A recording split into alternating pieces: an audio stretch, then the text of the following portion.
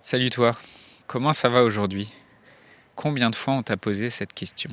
Ça fait juste partie de notre nature d'être humain, sociaux, de poser cette question banale et polie, et en général on écoute à peine la réponse, et on répond toujours par cette question par ça va bien ou ça va. Il y a une sorte de convention sociale à ne pas parler de ce qui va mal, à ne pas vouloir gêner les autres avec sa tristesse ou sa souffrance, et des fois ça ne va pas, voire ça va même très mal. Aujourd'hui, je t'invite à être honnête par rapport à ta souffrance, d'être honnête par rapport à ce que tu ressens vraiment sur les parties les plus dures de ton existence. Et tu sais quoi? C'est quelque chose de compliqué. Parfois, on voudrait simplement répondre « ça va très mal, merci de t'en soucier ».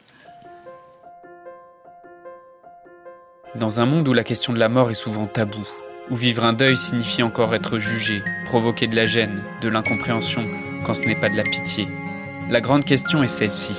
Comment des orphelins comme nous, qui avons vécu très tôt la mort d'un parent, qui ne voulons pas porter ce poids sur nos épaules toute notre vie, ni qu'il impacte nos relations actuelles, comment nous pouvons y donner un sens nouveau, construire des relations plus profondes, et surtout, comment nous reprenons le pouvoir sur nos vies? Mon nom est Johan, et bienvenue chez les orphelins résilients. Salut à toi, j'espère que tu vas bien aujourd'hui, et si tu te sens pas bien, tu l'as compris, sache que c'est tout à fait ok et que je suis là aussi pour te soutenir et t'accompagner. Et ça tombe bien parce que donc, c'est le sujet de l'épisode du jour. Comment assumer tes émotions pour toi-même et par rapport aux autres quand tu vis un deuil ou quand tu es un orphelin qui a perdu ses parents en étant petit ou en étant adolescent. Comment le fait d'assumer tes émotions, ça va t'aider à avoir plus de clarté, à être capable de te recentrer, t'écouter toi-même, pour être aussi plus sincère avec les autres par rapport à ce que tu ressens. Et pour moi, je pense que c'est une clé d'une relation inspirante, en tout cas pour soi. Il y a une chanson, je ne sais pas si tu te souviens, qui est sortie en 2018, qui dit « Le spleen n'est plus à la mode, c'est pas compliqué d'être heureux ». Je ne sais pas si tu te souviens de cette chanson d'Angèle, sortie en 2018, qui s'appelle Tout oublié, dans laquelle elle marche avec son frère sur la plage en combinaison de ski et en complet décalage avec les autres touristes. Et c'est un peu ça dont on parle aujourd'hui. Le fait que le spleen, c'est plus à la mode, mais pourtant c'est toujours là. Et c'est pas compliqué d'être heureux, mais on a le droit d'être malheureux aussi, quoi. Et avant de comprendre, à écouter mes émotions et à les communiquer, ou en tout cas de m'autoriser aussi à aller mal et à l'exprimer, j'avais vraiment tendance à me mettre des œillères et à pas dire que j'allais mal et à toujours répondre ça va. Et je m'appuyais aussi beaucoup sur des jugements extérieurs pour juger de comment je me ressentais à l'intérieur. Ça peut même aller pour des sentiments assez simples, comme par exemple certains soirs, t'as pas envie de sortir et t'as envie de rester seul chez toi au lieu de sortir pour être au calme, pour prendre du temps même juste avec toi-même.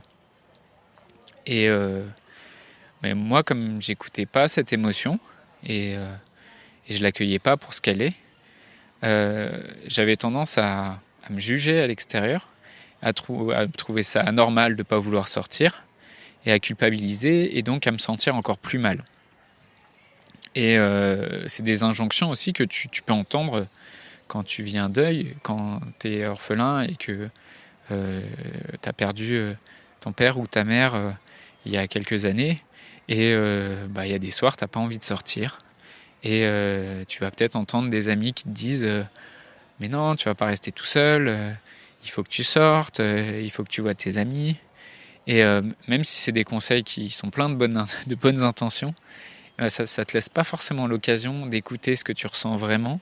Et ça peut te faire te sentir différent, incompris, voire même de culpabiliser. Je pense que c'est encore plus important de s'autoriser à dire sa souffrance, qu'il y a un tabou en fait à parler de la mort et à partager sa souffrance quand on est en deuil. Et donc c'est quelque chose qui crée encore plus de gêne. Parce que des choses tristes, en fait, il en arrive tous les jours. Et le monde est rempli d'histoires tristes. Mais quand tu vis des événements tristes, et quand ton histoire personnelle, c'est l'histoire d'un orphelin qui a perdu très tôt un de ses parents, ou même les deux, l'image qu'on va coller à toi, c'est juste cette histoire triste. Et tu es plus une personne ou un bon ami avec qui s'amuser, avec qui aller trinquer, faire des blagues ou aller voir le dernier film sorti parce que y a cette histoire triste qui te colle à la peau. Les gens autour de toi, enfin certaines personnes, ne prennent pas de la distance parce que ce sont des mauvaises personnes. Ils le font en fait parce qu'ils ont peur de faire quelque chose de mal ou de déplacé. Et à la place, plutôt que de risquer de dire quelque chose de déplacé, ils préfèrent rien dire du tout. Comme ça, ils sont sûrs de ne rien dire de mal. Ça, c'est quelque chose qui arrive quand, en fait, en quelque sorte, on prend pitié de toi comme orphelin. Et les gens, ils n'osent pas faire ce pas de plus qui consiste à venir te parler de cette souffrance. Mais toi, tu peux oser faire ce pas vers eux, en fait. Et des fois, avoir le courage de dire que ça va mal, ça autorise les autres aussi à en parler, parce qu'ils ont eux-mêmes du mal à en parler, ou ils savent juste pas comment ils pourraient t'aider. Moi, j'ai découvert toute l'importance d'écouter ces émotions à travers mes formations et mes lectures. Et depuis, je m'autorise à écouter d'abord mes émotions avant d'écouter le jugement des autres. Et ça m'aide à être plus honnête avec moi-même. Ça m'aide aussi à communiquer plus sincèrement avec les autres. Même si des fois, ça implique de dire des choses qui peuvent heurter un peu, de dire non, comme je te l'expliquais tout à l'heure, de refuser peut-être de sortir parce que tu le sens pas. Et sans forcément donner d'autres explications directement de prime abord, mais peut-être les explications tu pourras les donner plus tard. Mais je pense que c'est plus sain pour toi et ça fait plus de sens d'avoir des relations dans lesquelles tu es honnête avec ce que tu ressens. Je sais que si j'avais continué à nier mes émotions, alors probablement je serais rentré dans le mur. J'aurais continué à faire des choses non pas parce que je le voulais, je le ressentais, j'en avais envie, mais parce que je croyais que c'était ce que les autres attendaient de moi. Et ça provoque beaucoup plus de frustration et d'incompréhension. Donc savoir dire non, savoir communiquer sa souffrance, savoir être honnête vis-à-vis de ses émotions, c'est quelque chose qui est important. Et ça veut pas dire que tu vas forcément imposer ta souffrance aux autres. Ça veut juste dire que tu es honnête et après tu cherches avec les autres une solution ou une alternative, par exemple, si c'est une proposition. Dans un deuil, quand on est orphelin et on est traversé par toutes sortes d'émotions, il vaut mieux les apprendre à les écouter plutôt qu'à les nier et plutôt qu'à mettre la poussière sous le tapis. Dans ces émotions, il y a la peur de la mort, de sa propre mort, la peur de la mort de ses proches, la peur de perdre le sens de la vie, la tristesse, la colère. Les émotions, en fait, c'est comme un voyant sur le tableau de bord dans une voiture. Tu es en train de conduire une voiture et tout à coup, tu as un voyant rouge qui s'allume sur ton tableau de bord, qui cherche à te signaler quelque chose. Comment tu réagis, en fait ? Est-ce que tu as envie de coller quelque chose sur le tableau de bord pour cacher le signal si concrètement, si le voyant il t'indiquait une panne de frein, tu as un grand risque quand même de finir dans le mur. Et dans le contexte du deuil ou des émotions que tu nies par rapport à cette souffrance que tu nies par rapport à un deuil ou par rapport au vécu d'orphelin, ça va être en prenant des médicaments pour t'anesthésier ou en prenant de l'alcool ou même toute autre addiction jusqu'à la plus difficile. Est-ce que c'est ça l'attitude que tu as envie d'avoir par rapport à tes émotions. Et vraiment, le risque, c'est que tu finisses dans un mur. Ou est-ce que tu veux te dire, c'est quoi ce signal en fait, qu'est-ce que ça veut dire? Et là, tu as encore deux possibilités.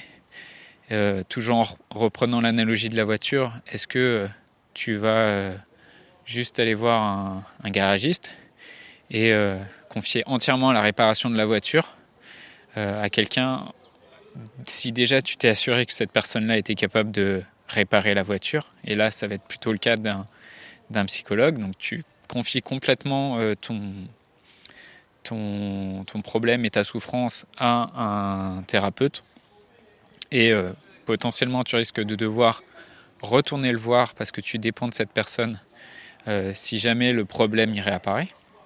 Ou est-ce que tu as envie plutôt d'apprendre comment ça fonctionne? Donc toujours la même analogie de la voiture. Ta voiture tombe en panne. Ok, tu vas voir un spécialiste, tu vas voir un expert ou quelqu'un qui a une connaissance ou qui sait réparer cette panne.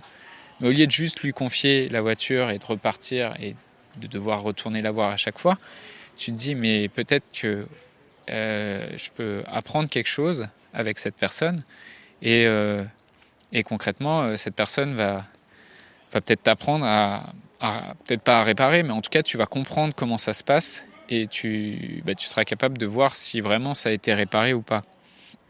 Et donc en tant qu'orphelin et personne en deuil, est-ce que tu veux pas d'abord être accompagné et idéalement devenir autonome, mais au moins comprendre ce qui se passe en cas de panne, ce qui se passe quand tu as une émotion, quand tu as un signal comme ça sur ton tableau de bord qui te dit il y a quelque chose qui ne va pas, et être capable après d'être autonome.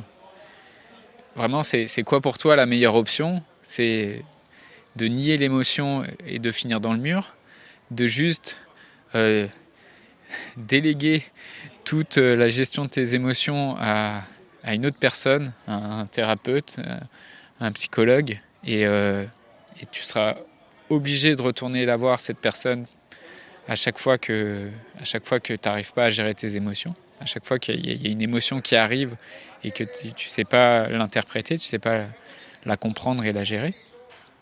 Ou est-ce que tu veux apprendre à être autonome vis-à-vis de tes émotions? Voilà, comment tu te sens, toi, par rapport à tes émotions? Est-ce que tu es capable d'être honnête avec tes émotions? Quand quelqu'un te demande si ça va, est-ce que tu lui dis aussi que ça va? Ou quand ça va pas bien, est-ce que tu es capable de lui dire que ça va mal?